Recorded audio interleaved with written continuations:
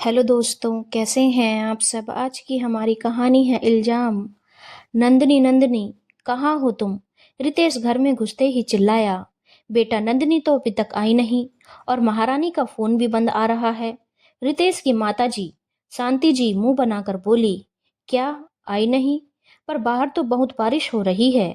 उसे देर होनी थी तो मुझे फोन कर देती, मैं लेने चला जाता।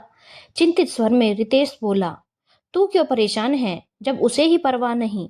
देख बेटा, मुझे बहू के लक्षण कुछ ठीक नहीं लगते। यूं देर से घर आना शरीफ घर की बहुओं को शोभा नहीं देता।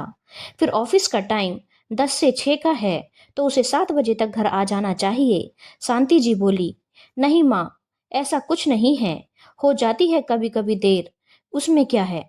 रितेश बोला, पर उसका चेहरा देख लग रहा था शांति जी की कही बात उसके मन में अशांति फैला रही है। रितेश अपने कमरे में आ गया और नंदिनी को फोन मिलाने लगा। पर ये क्या, उसका फोन तो अब भी बंद आ रहा था। उसे चिंता भी हो रही थी, साथ ही साथ नंदिनी की लापरवाही पर भी गुस्सा आ रहा था। तभी घड़ी की सुई ने 9 बजाए।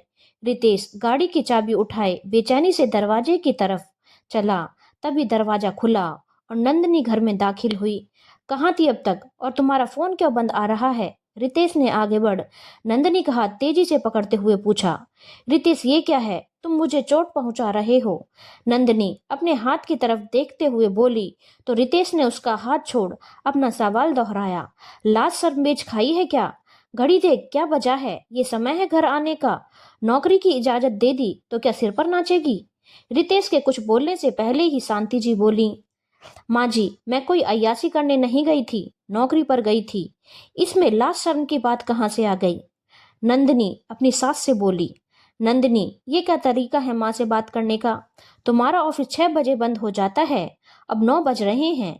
इतनी देर बाद आओगी तो चिंता ही होगी ना। रितेश उकड़े स्वर में बोला। रितेश, अगर चिंता होती तो माँ जी का स्वर ऐसा नहीं होता। ये तो सरासर मुझ पर इल्जाम लगा रही हैं, जैसे मैं कहीं से अय्यासी करके आ रही हूँ। जब तुम देर से आते हो तब तो माँ जी ऐसे नहीं बोलती, फिर मुझे क्यों? नंदिनी बोली, वो मर्द है और तू औरत। औरतों का यूं देर रात घर से बाहर रहना क्या सही है? शांति जी हाथ नचाकर बोली, इसमें बात मर्द और औरत की कहाँ से आ गई, जब हम दोनों ही नौकरी पर जाते हैं। रितेश के पास गाड़ी है, मुझे ऑटो में धक्के खाने होते हैं। उस पर यह बारिश और जल भराव, ऐसे में ऑटो मिलना कितना मुश्किल होता है। नंदिनी बोली, तो तुम मुझे फोन भी कर सकती थी, पर नहीं, उल्टा फोन बंद कर दिया। रितेश बोला, बंद किया नहीं, हो गया था, क्योंकि बैटरी नहीं थी। चार्जर आज घर में रह गया था और मुझे नहीं पता था कि बारिश हो जाएगी अचानक, वरना फोन बंद होने से पहले तुम्हें बता देती। मैं कैसे कैसे घर पहुंची हूँ इस बारिश में, ये मुझे ही पता है। पर बजाय तुम्हें मेरी फिक्र होने के तुम मुझ पर गुस्सा हो रहे हो। नंदनी गुस्से में बोली, तेवर तो देखो इसके, एक तो देर से आई है, ऊपर से गुस्सा दिखा रही है। अरे वो पति है, अगर पत्नी देर से घर आएगी तो सवाल जवाब तो करेगा ना, ये उसका हक है। शांति जी बोली, माँ जी, जब रितेश देर से आता है तब आपको चिंता होती है, यहाँ तक कि मुझे भी चिंता होती है। पर मैं देर से आई हूँ तो मुझ पर इल्जाम लगाया जा रहा है, मुझे कटघरे में खड़ा किया जा रहा है। क्यों? सिर्फ इसलिए कि मैं एक औरत हूँ? रितेश, तुम पति हो मेरे, तुम्हें मेरा साथ देना चाहिए, पर तुम भी ऐसा कह रहे हो मानो मैंने कोई गुनाह किया हो। नंदनी भरी आंखों से बोली। नंदनी को रोते देख रितेश को बुरा लगा। माफ करना नंदिनी, मैं कोई इल्जाम नहीं लगा रहा तुम पर, मुझे भी तुम्हारी चिंता ही थी, बस इसलिए शायद थोड़ा सख्ती से बात कर गया। रितेश बोला, लो बीवी के 4 आंसू में पिघल गया। शांति जी हाथ नचाकर बोली, माँ सही तो कह रही है नंदिनी, जब एक आदमी देर से आता है तब घर वाले उसकी फिक्र करते हैं, पर एक औरत के देर से आने पर उससे सवाल जवाब किए जाते हैं, इल्जाम लगाए जाते हैं।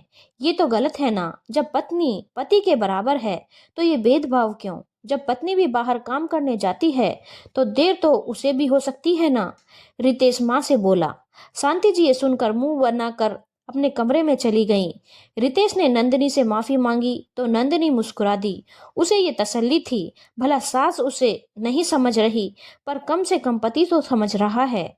दोस्तों, हमारे समाज में अक्सर ऐसा होता है, आदमी बेवजह भी देर से घर आए तो उसे कोई सवाल जवाब नहीं किए जाते, पर अगर औरत को किसी वजह से देर हो जाए तो उस पर इल्जाम लगाए जाते हैं। आज जब पति पत्नी दोनों कंधे से कंधा मिलाकर चल रहे हैं, तो क्या ये भेदभाव सही है? धन्यवाद दोस्तों। अगर आपको कहानी अच्छी लगी हो तो चैनल को लाइक, शेयर और सब्सक्राइब